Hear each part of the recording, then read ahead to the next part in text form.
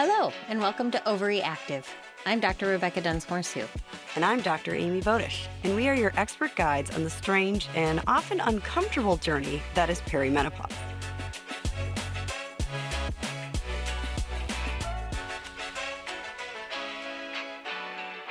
Hi, I'm Dr. Amy Voedisch. And I'm Dr. Rebecca Dunsmoor-Su, and welcome back to OvaryActive. As you all may know, Rebecca and I don't live in the same state, much to our chagrin. It's very difficult to be separated by miles. I know it is. So much of our work is remote, which is fun because I get to see you on Zoom and other things, but it's best when we get together in real life. In September, Rebecca and I met in Chicago at the annual The Menopause Society, formerly known as the North American Menopause Society, for their annual conference. It was so good, and we had a seriously good dinner at the Girl and the Goat, which we both highly recommend. But we also heard a bunch of fascinating lectures and updates on perimenopause and menopause that we want to share some of that with you today. I know it's so fun to have an annual conference in medicine that is just dedicated to menopause and perimenopause. So Rebecca and I got to totally geek out and just listen to all of these just masterful leaders in our field talking about the things that we love to talk about at all times. It was really fun. I mean, we do geek out. It's a little sad, but so does everybody else in the room. So it was all good. And we got to record an episode of our podcast while we were there. One thing that both of us felt really strongly was that we felt really validated in our focus on perimenopause. So perimenopause actually was talked about a lot in this meeting, which is new. Both of us have been going to the Menopause Society for years. It does a really great job with menopause and long-term health and longevity, all those topics. But in the past, perimenopause has kind of been the ugly stepchild of the Menopause Society meeting.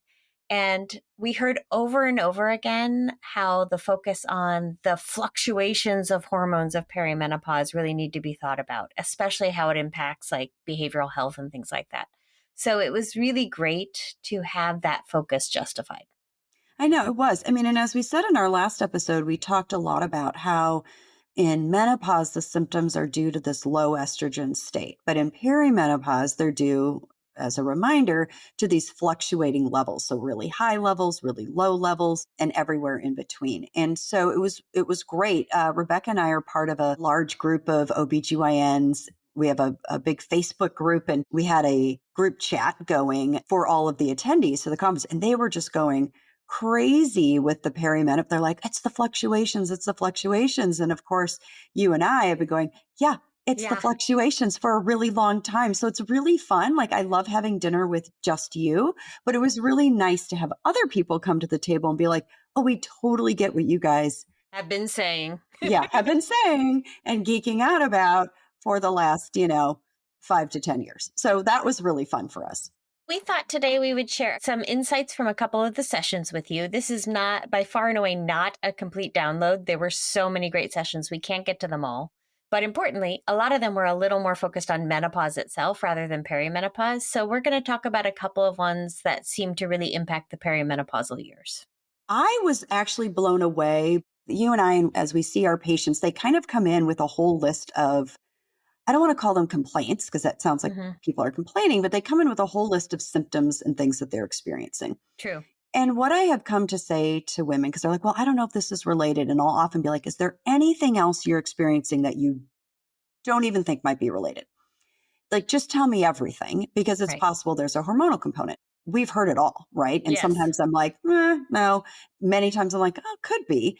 But one of them that was talked about in a session was this really fascinating lecture on voice and how voice is a marker for health. The lecture was by Dr. Banusian, an assistant professor in laryngology at the University of South Florida, and she was amazing. She was. That was a great lecture. And I went into that one going, I might walk out. I don't know how interested I am in voice. And I stuck for the whole lecture. It was so good.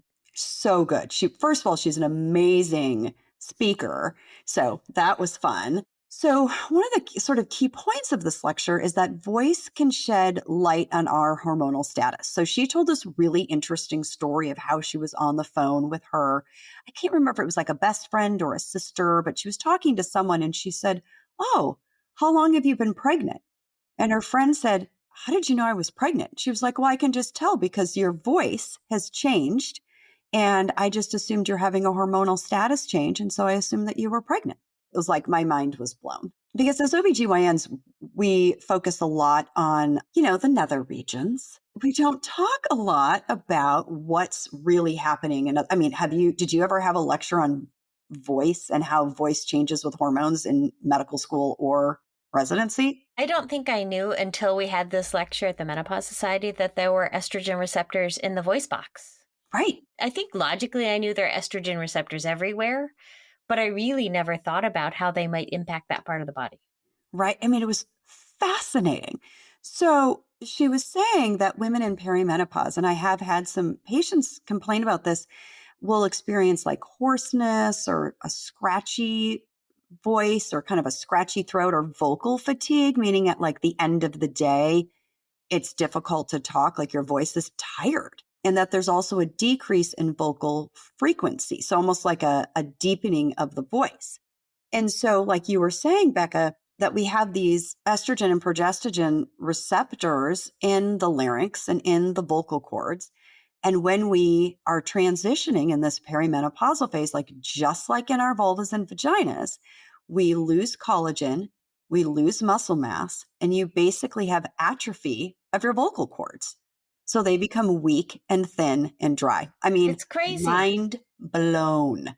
She made an important point, which I have actually heard before, I think several years ago at the Menopause Society, which is this is important to understand. It's nice to know when you're talking to patients who might notice this change in their voice, but it's really important to keep in mind if you're working with actors, Hmm. singers, opera singers, and if their voices are starting to change, that impacts their livelihood. And those people, you might actually have to seriously consider menopausal hormone therapy for a reason that we wouldn't usually prescribe it for. But it Right. can make a huge difference. And I remember hearing this a couple years ago, and the person at that time had said, and they might need more than the average person to keep that vocal range up. That's actually fascinating.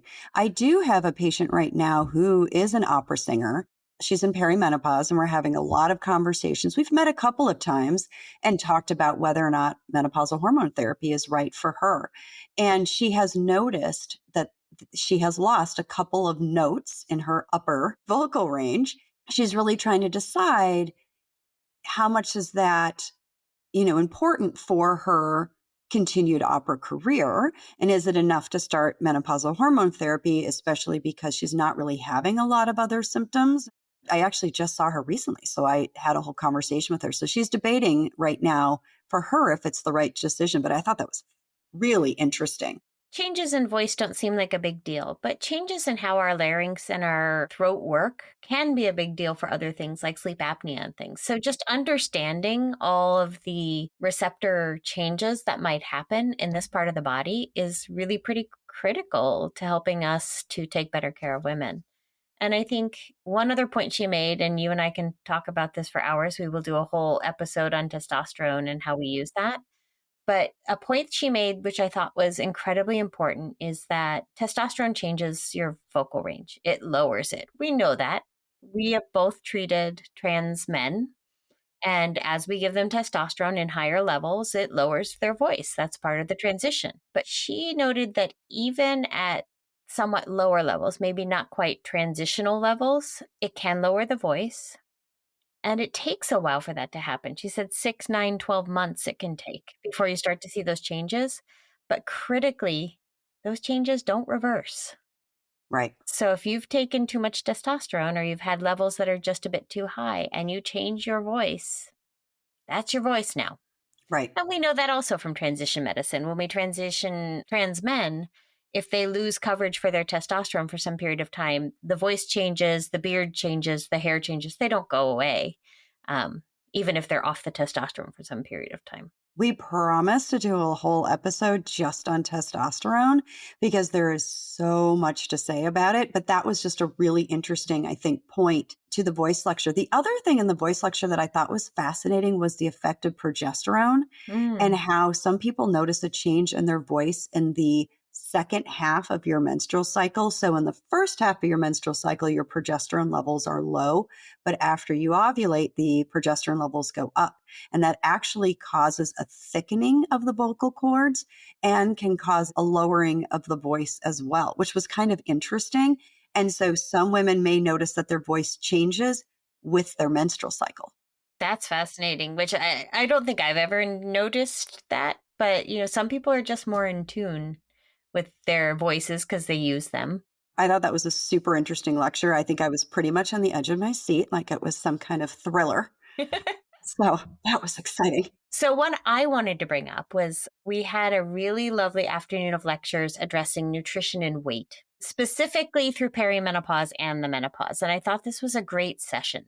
You and I, Amy, talk to women every day. And one of their biggest complaints in perimenopause, especially, is the weight changes and the body shape changes they see. I would say it's one of the most common reasons that someone comes into the office. And in particular, I practice in the Bay Area. People here are very health conscious. We have nice weather almost year round. People are outside, they're exercising. And that is a big thing that they come in to talk about is how their body has changed and this weight gain that's happening without them making any changes to what they're normally doing. So they're doing all the things that used to work for them that are no longer working. Right. And, we all know about this. There have been studies that show various things that women gain somewhere between 15 to 30 pounds during the transition to menopause. Alternately, some studies have shown about 5 pounds a year weight gain from the ages of 50 to 60. That's a lot, right? That's a lot, especially if you started out on the smaller end and you're someone who's always maintained their weight pretty well. Hmm. It can be pretty darn shocking. And it doesn't necessarily make a woman obese, right? Right. You don't have to be obese to notice this change in your body and want to do something about it. And especially for us short people, Yeah. I could really stand for a few extra inches. It's not great. It's not great. And so, what I really appreciated about the session at the Menopause Society is the focus wasn't on weight loss, it was on nutrition for the changing body. It was on how is our metabolism changing during this time and what's going on in the background that we need to think about. And we did also get an addressing of sort of weight loss and some of the issues around that. And it was a great team. So there were two people on the stage. It was Dr. Angela Fitch, who is one of the past presidents of the Obesity Medicine Association. All right, she was fantastic, She was actually. fantastic. And Anina Burns, who is a registered dietitian, PhD level. And they made some really great takeaways that I came away with. And this is an area I work in. I mean, I've done training through the Obesity Medicine Association, and I still learned a bunch from this session. One of the big points was this is not just a weight change. We are experiencing a body composition Hmm. change during this Hmm. time. We lose muscle, we gain fat. The percentages of those shift. And that's really critical to understand because the tissue in our body that is the hungriest for calories is muscle. Right. Yeah. That's what burns calories. As Amy and I talk all the time about adding weightlifting and strength training to your regimen during this time, we're talking about pretty heavy weight because we want you to build muscle and build that back. So often, when I've worked out in a gym setting or, with a personal trainer, when you're younger, you're just like, well, I don't want to bulk up. I don't want to bulk up. And this isn't about bulking up or whatever. So traditionally, I think women haven't been pushed to lift heavier weights. But this is a time, the reason why we want you to lift these heavier weights is because you're combating this muscle loss and you're not going to look the same because you're 30% down in your muscle mass. I have a lot of elite athletes that I see, your performance is going to go down. You can exercise exactly the same way that you've always done for your triathlons, but your performance is going to go down because you can't fight the biology of the muscle loss. And when you lose muscle, you just aren't going to perform at the same level. So that's why we have to really talk about this. It isn't about how you look or what size pants you're in or whatever. It's about, really making these changes in your body composition so you can be as functional as you want to be and be able to do the things that you want to do. Very important points. The other thing that Anina Burns was talking a lot about is thinking about the nutritional components of your diet Right. and how they may need to shift over the course of perimenopause into menopause, that we need to give our body different nutrition during this time. Really talking about protein, fiber being critical, thinking about some of the micro macronutrients that we need to start really considering: calcium, vitamin D, omega-3 fatty acids, possibly even B vitamins. What I loved about it was her point was not you need to go out and buy a bunch of supplements. Her point was these are found in food. When they're found in food, they're found with other micro and macronutrients that impact their absorption and how they're processed. You cannot mimic that with a supplement. Now, sometimes we do supplement if someone's not getting those things in their food, but critically, these are best gotten from a healthy, balanced diet. Our body does a great job of absorbing the nutrients that it needs from the food that we eat. I'm not sure how many different nutrition books I've read about, but sort of the more colorful your plate is, the more nutrients you're getting. Right. And I have 8 and 12-year-old daughters, and there is no color on their plates. Everything is beige. We're working hard on adding some color to our plates. And because it's so important, that's where our body gets our nutrients. I mean, the one nutrient that I think is a little bit more difficult sometimes to get is vitamin D, It is. given right, because we get a lot of that from sun.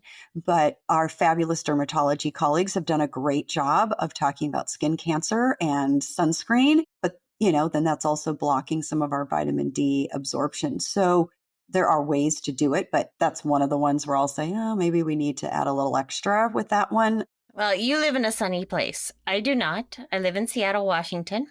So every person I talk to gets a prescription for vitamin D because the sun is at such a low level up here. Yeah. Even if I walk outside with no sunblock on, I can't actually make vitamin D because the sun's at such a low level. Isn't that why the Twilight movies were there? Like Yeah, they were filmed exactly. there, right? Because they couldn't be in the sun because they were so brilliant with their Yeah, skin. that's not a Yes. worry up here. Other things they talked about to keep in mind is that certain things are impacting our weight and our body composition changes during this time. Sleep disturbances, Yep. huge impact. Increasing insulin resistance. So they just reviewed with us. We all know this, but as your estrogen goes down, our insulin resistance goes up. We don't Right. process insulin and glucose, therefore, as well as we used to. We know there's an increase in type 2 diabetes, but even before type 2 diabetes, we see changes in how women are processing the glucose they ingest. Right. And that can be impacted by hormone therapy. We know that. There are actually excellent studies that show that women who are at risk of type 2 diabetes have a 17 to 30% decrease in that risk if they take menopausal hormone therapy. We do promise, dear listeners, that we are going to have a whole series on the real risks and benefits of hormone therapy. So continue going, Rebecca, because that's a great point. So keeping these things in mind, solving the sleep issues, not with medications, but really with cognitive behavioral therapy for insomnia, thinking about the types of foods and the types of carbohydrates specifically that we eat. We do not recommend going zero carb. That is not a No. sustainable way to eat for your So who lifetime. wants to? Yeah, I No. know. Carbs are nice. They're so good. But thinking about the carbs you do put in your body, both the proportion and the complexity. Right. And that leads me on to a really great point that they made, which is crash diets don't work. I've tried every one of them in my Yes. last 30 years of my life. Yeah. I could have a whole combo about that. Anytime you do something that's very restrictive, it will work in the short term. But eventually you have to eat food again. And then you will gain that weight back. And a really important point they made, which I had never thought about, which I think is critical to bring to people, is if you lower your calorie intake such that you slow your metabolism, Right. it's permanently slowed. It doesn't just pop back up when you start eating more. That's one of the issues we're seeing with some of these new weight loss medications, right? Is that when you take these GLP-1s and you eat a lot less because your stomach feels very full, you don't have the food chatter, you lose weight. That's great. But if you come off those medications and the food chatter comes back and the stomach empties quickly and you can eat more, your metabolism doesn't speed right back up to catch up with it. This can be a really important point in terms of, anything you do that's going to cause you sudden weight loss is going to slow your metabolism, and you need to think about that as you're doing it. Right. And Someone specifically in that lecture asked about intermittent fasting, huge fad. Right. And interestingly, the nutritionist said she doesn't mind intermittent fasting. It basically just reduces the number of calories you get in during the day because you're not eating for as long. But she had two important points. One is probably the most effective intermittent fasting is not the one we're all doing. So it's not skipping breakfast, it's actually skipping dinner. So eating early in the day and eating until about 2 o'clock in the afternoon and then stopping eating is probably a little more effective. Interesting. Second point she made is that intermittent fasting is stressful on the body. And perimenopause is stressful on the body. And Hmm. adding stress to stress may not be the best strategy during perimenopause. You may actually elevate cortisol levels a little bit more, which then goes back into the insulin resistance and the ability to lose weight. So she said, we haven't studied this properly, but it may not be a great diet strategy during the perimenopause for women. And I think I've seen that.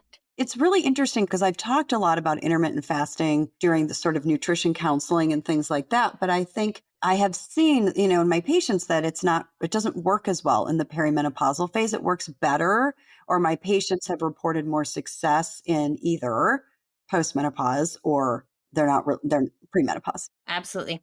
And then lastly, they spent a lot of time talking about the GLP-1 medications and how beneficial they are in obese patients. And by obese, we mean a BMI. And don't get me started on how the BMI is not a great measure for women. It is not calibrated for women, but it's what we have to use. That's what all the studies are based on. Yeah, It's what insurance companies ask for. So we use it. right. But obese is defined as a BMI of 30 or above, or 27 and above if you have other comorbidities like prediabetes or diabetes, things like that. Yeah, So these medications have great evidence for lowering long-term health risks and lowering weight and lowering diabetes risk in people at those weights.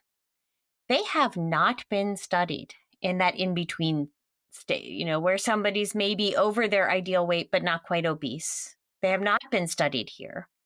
They have not really been studied extensively in perimenopause. So we don't know how that's going to interact with the changing hormones. Not that we shouldn't use them, but we need to be thoughtful that we don't have all the information yet in these areas. right.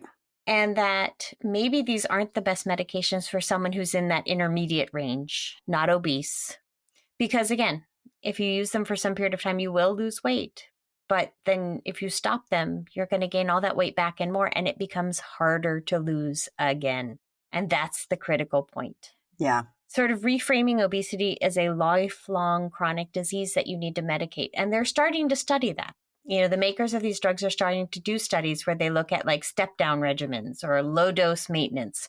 But we just don't have all that information yet. These drugs, they're new. And I think they're huge game changers. Like, I do think that they've been a breakthrough medication for people who have struggled for a really long time. But as you said, they've really only been studied in patients who have obesity or patients who have diabetes. Diabetes. And so for those folks who are going to have a long term, this is a lifelong issue that they're dealing with, they may be on these medications forever.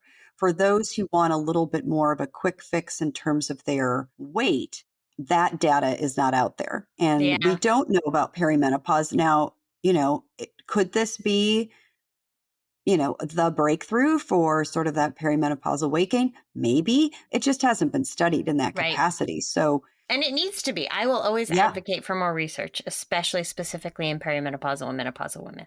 And women, we do know that there's so much of a hormonal component to things that are going on. And what's really cool about the GLPs is they do work at that sort of down at that kind of microhormonal level, They different do. hormones than the hormones we're Hmm. talking about. But I mean, But all hormones interact in the body, so we don't know yes. exactly what they're doing. Yeah, no, exactly. Exactly. But they've been used, I mean, a lot, sort of another kind of OBGYN use are in patients who are obese and want to get pregnant. And you don't use GLP-1s in pregnancy, but for some people, it can get them to a point where they're able to ovulate on their own, or they're able, so there have been some uses, I think, in the infertility space as well. Yeah, yeah, But definitely again, more not to learn studied. there. Yeah, Yeah, so much. That's a to be continued, but it's just been a really interesting. They've been such an interesting class of medications that I think have been very far reaching. People have looked at them in terms of like cardiovascular health, and there's been talk about how they impact our mental health and depression and anxiety. So I think there's just so much more that we will learn as we use these drugs more. Agree. All right. Last topic for today that we want to review is the precision breast health or breast Oh, yes. diagnostics. Yes, yes, yes. And when I saw this on the schedule, I was like, is this going to apply to me? But it was actually, again, just a great lecture.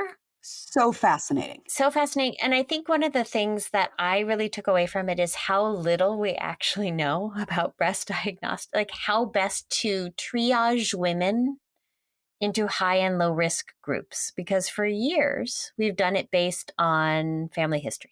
She stood up there and said 67% of women who have a genetic reason for breast cancer have no family history. You're missing 2/3.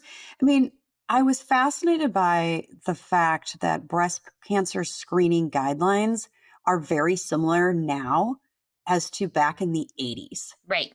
Don't get me wrong, I love the 80s. I'm from Minnesota. Prince is amazing, like, Yeah. so great. But there is literally nothing besides like the music that I Mm-hmm. want to be incorporated. Certainly nothing from medicine. Medicine Nothing has from, no, advanced. we Don't have they say advanced. like the whole of the medical knowledge changes every like 90 days? Like how are we still doing breast screening from the 80s? From the 80s, like, come on. I mean, it's just a real testament, I think, to sort of the value of women in society and also sort of how we've treated women in research and how we've treated them in medicine. We could do a whole 27-part podcast series just on that. That kind of blew my mind that we really need to revolutionize how we're doing breast cancer screening. They spent a little time talking about, just routine mammograms and talked about the fact that, obviously, if available, we should all be getting 3D mammograms or tomosynthesis. Mhm. The fact that they should start at the age of 40 and be every year. I know there are other recommendations out there. Please ignore those other recommendations and get your mammograms starting at the age of 40 every year. Every year.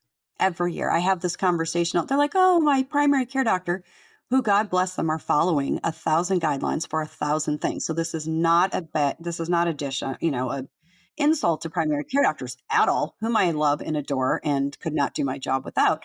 But it's patients will come in and be like, well, my primary care doctor said I didn't need to start it till I was 50 and I could do it every other year. That is not our recommendation. Yeah. And the other thing they talked about was the new FDA guidance that now all mammograms have to contain information on the density of breasts. And the recommendation that you might want to consider additional screening, which is so not helpful. No, Because what do you do with that when you get that back as a woman? Because anyone between the ages of 40 and 55 probably has very dense breasts. That's the whole reason we do mammograms every year. I can't put exact percentage on the number, but I can say it is rare that I will get a mammogram report back that doesn't say that they have dense breast tissue. Right. And they're qualifying that because it's harder to see through dense breast tissue. I get that. A really great point that I heard made was we can't recommend that every woman with dense breast tissue get an MRI. Because you know what? There aren't enough MRI machines in this country to deal with that. Well, and not to mention that MRIs are great for more in depth screening, but they are expensive. They're uncomfortable. Having a breast MRI is not comfortable, No, I have had one. It as have I. takes many minutes and you're squashed and prone the whole time. I mean, it's not painful.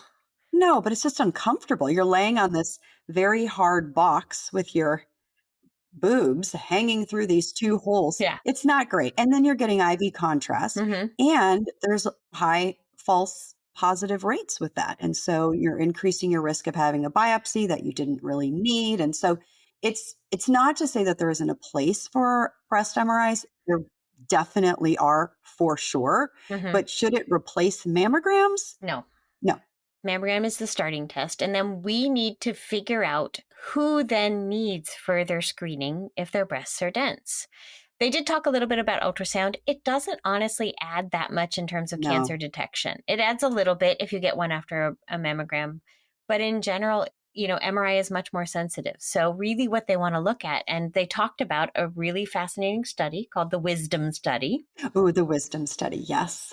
what they were talking about is, how do we determine based on genetic testing which women are actually at higher risk? So when we get that dense mammogram report back, we can send them for MRI versus women who have a much lower risk.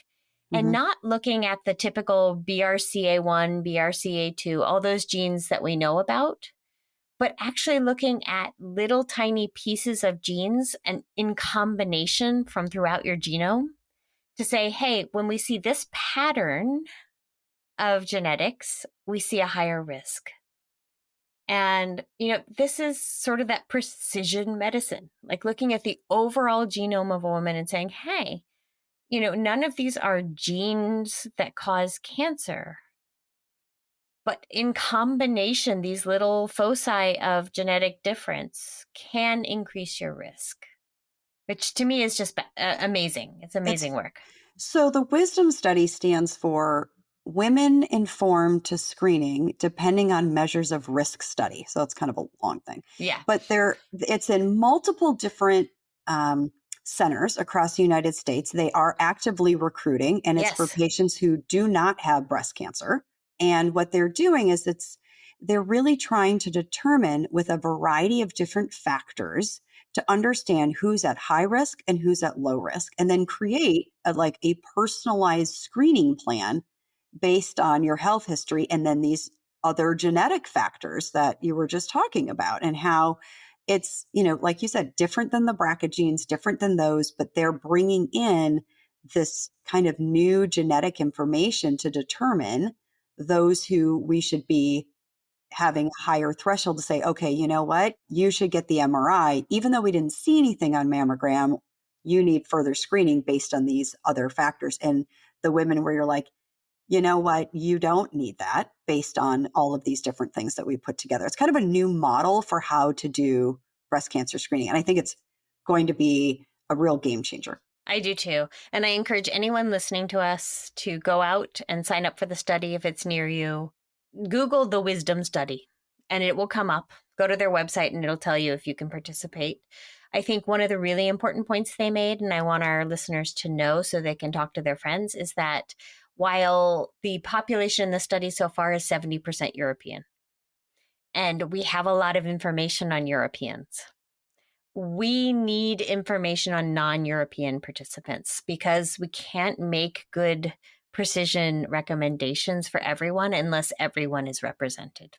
And that's the biggest thing they want is they want representation in this study. I think it was sort of interesting. It was like, what was it, like 16% of the global population is European, but that makes up 70% of like the study participants or Right. something like that. We need to rebalance. Yep, we Yeah. have to rebalance. And so we really need great representation for this study because that's really going to help us. Like you said, not everybody needs to have an MRI, not everybody needs to have a biopsy, not everybody, so this is just a way for us to really personalize and kind of hone in on what it is that you as a individual needs rather than these sort of one size fits all screening guidelines from the 1980s. Yeah. Well, there were so many other really interesting sessions. There are sessions on brain health, behavioral health, sleep, substance abuse. I mean, Hair was a good one. hair, skin, and nails. So much that we can talk about, a lot of which will come into our podcast later as we review those topics. And, the learnings will make their way in, but we couldn't review everything today. But I hope you enjoyed hearing about some of the things that really resonated with us as we learned in Chicago this September. The other fun thing that we did in Chicago was we had our headshots taken for the podcast. That's So true. head over, I know it's so fun. So head over to our Instagram to see some fun behind the scenes photos of the shoot and then also some pictures of us at the Menopause Society meeting. And remember, you're not crazy. This is really happening.